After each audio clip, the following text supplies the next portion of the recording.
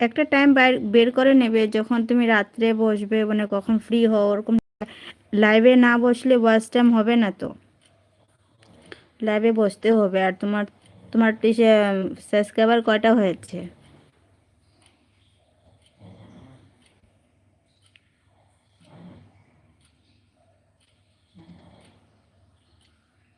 যদি 100 ক্রস করেছে তাহলে লাইভে বসতে পারবে।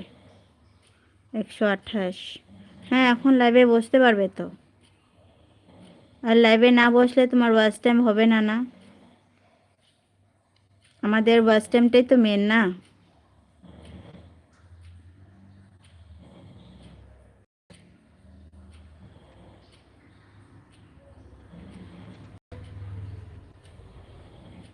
ওটাই তোমার সাবস্ক্রাইবার